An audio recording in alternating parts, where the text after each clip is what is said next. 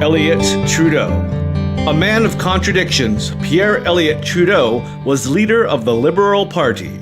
He was Prime Minister of Canada from 1968 to 1979 and from 1980 to 1984. He was adored by some people and disliked by others. He was the most charismatic Prime Minister Canada has ever had. His public appeal became so great that the press coined the word Trudeau-mania to describe the fan frenzy that followed him. When Trudeau died in 2000, his state funeral was a national event.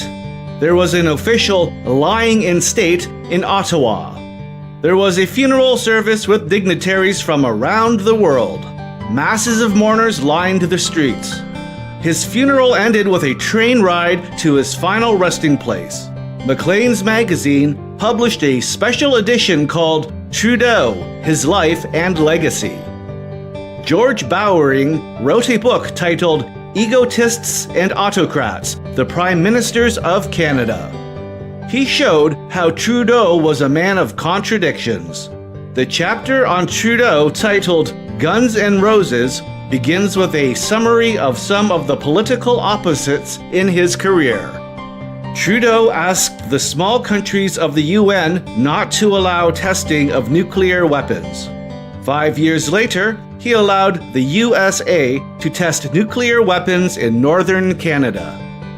In 1970, he passed the War Measures Act to limit civil liberties in Quebec. 14 years later, he won the Albert Einstein Peace Prize. He was truly a man of contrasts in both his public career and in his private life. Some people in Quebec believed that Quebec should be a separate nation. They had embarked on a string of bombings and terrorist acts. A British diplomat was kidnapped. A member of the Quebec Provincial Assembly was kidnapped and killed. The War Measures Act allowed the police great powers. They could arrest and imprison citizens suspected of being involved in the crimes. Trudeau was still criticized for this temporary breach of democratic freedoms. He was a friend of Cuban dictator Fidel Castro. Although they differed in how government should gain power, they agreed that the main job of government was to improve the life of the people. Castro had a prominent seat at Trudeau's funeral. He sat near Jimmy Carter, an ex-president of the USA. At that time, that country neither recognized Castro nor allowed any trade with Cuba. So the contrasts continued even after Trudeau's death. Trudeau was born October 18, 1919 in Montreal to Charles Emile and Grace Nee Elliot. He had a sister, Suzette, a year older than he, and a brother, Charles, 3 years younger. His formal education was interspersed with world travels. By the time he was 29 in 1948, he had completed a BA from Jean de Brebeuf College and a law degree with honors from the University of Montreal. He received his MA in political science from Harvard University, USA in 1946. He spent a year at the École des Sciences Politiques in Paris, France. He graduated from the London School of Economics in England in 1948. During those years, he canoed from Montreal to northern Ontario. He visited France, Italy, and Germany for 2 months with his family. He traveled to Mexico with a group of friends. He spent time in the USA, Paris, France, and London, England as a student. His father became quite wealthy in 1932, but Trudeau chose to tour other countries with a backpack. He saw Germany, Eastern Europe, the Middle East, India, China, and Southeast Asia. He traveled most of his life. He delighted in both the excitement of foreign countries and the seclusion and peace of the Canadian wilderness. The image of Pierre in a canoe is as well known as the image of Pierre in Parliament. He introduced laws that gave the French-speaking population of Canada the right to correspond and speak with federal officials in French throughout the country. He made special funding for education in French available in the whole country. It seemed to some non-French speaking people that bilingualism was being forced on all Canadians. He was a nationalist and fought separatism in any form. Thus, he had many enemies in his home province of Quebec. Trudeau was accused of being intellectual, arrogant, impatient, and a poor economist.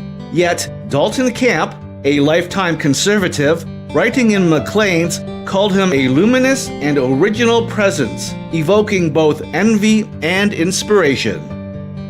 He adds, he was a teacher of manners, style, history, philosophy, and importantly, of grace, civility, and the right of privacy.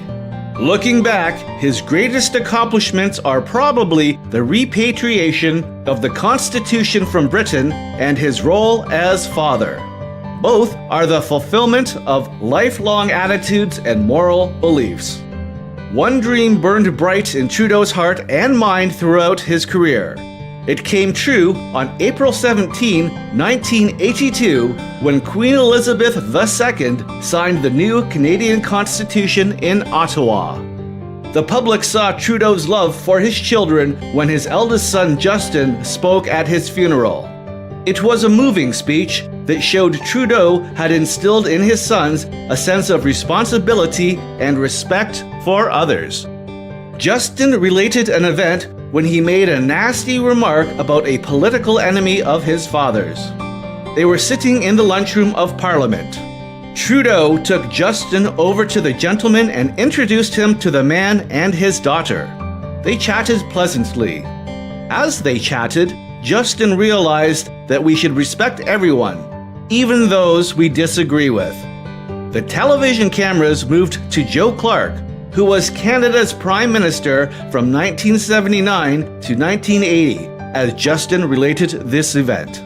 Justin's nasty remark had been made about Joe Clark.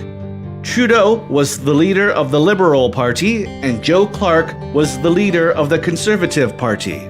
Over the years, the news cameras followed Justin, Sasha, and Michelle's childhood as they were taken many places with their father.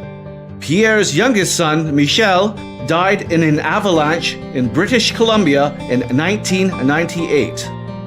Justin summed up his father's life best when he said, "My father's fundamental belief in the sanctity of the individual never came from a textbook. It stemmed from his deep love for and faith in all Canadians." He ended with this quotation, "The woods are lovely, dark and deep.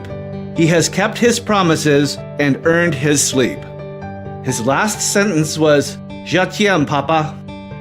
He was not alone in loving and honoring this man of contradictions.